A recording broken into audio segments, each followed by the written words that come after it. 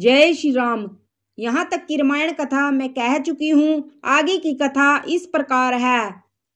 हनुमान विभीषण संवाद।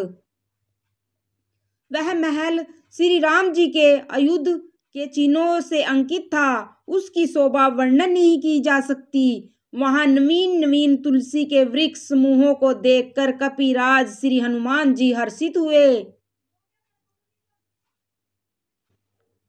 लंका तो राक्षसों के समूह का निवास स्थान है, यहाँ सज्जन का निवास कहाँ। हनुमान जी मन में इस प्रकार तर्क करने लगे। उसी समय विभीषण जी जागे।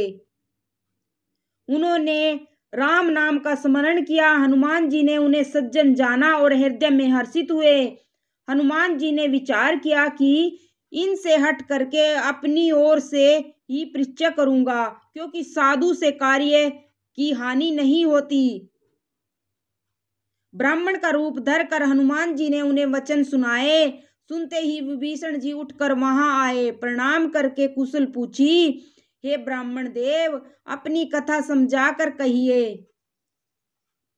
क्या आप हरि भक्तों में से कोई हैं? क्योंकि आपको देखकर मेरे हृदय में अत्यंत प्रेम उमड़ रहा है। अथवा क्या आप दीनों से प्रेम करने वाले स्वयं श्री राम जी ही हैं, जो मुझे बड़बागी बनाने आए हैं?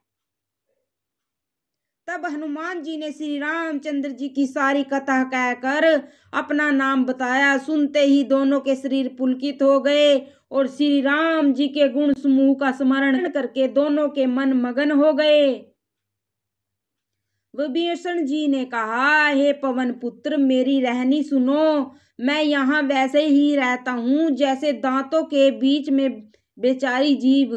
हे तात, मुझे अनाथ जानकर सूर्य कुल के नाथ श्री रामचंद्र जी क्या कभी मुझ पर कृपा करेंगे? मेरा तामसी शरीर होने से साधन तो कुछ बनता नहीं और न मन में ही श्री रामचंद्र जी के चरण कमलों में प्रेम ही है। परंतु हे हनुमान, अब मुझे विश्वास हो गया है कि श्री राम जी की मुझ पर कृपा है, क्योंकि हरि की कृपा के बिना संत नहीं मिलते।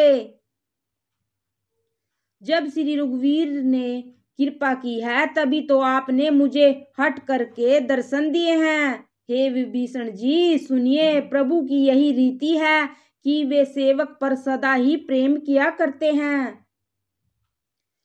भला कहिए, मैं ही कौन बड़ा कुलीन हूँ, चंचल वानर हूँ और सब प्रकार से नीच हूँ। प्रातः काल जो हम लोगों का नाम ले ले तो उस दिन उसे भोजन न मिले।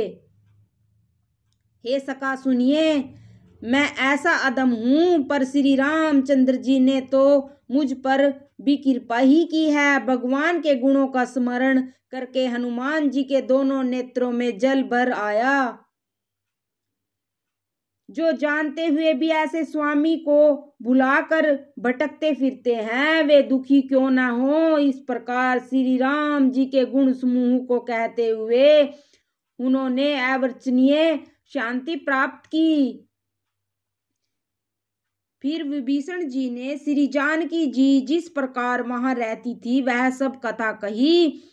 तब हनुमान जी ने कहा, हे भाई सुनो, मैं जानकी माता को देखना चाहता हूँ।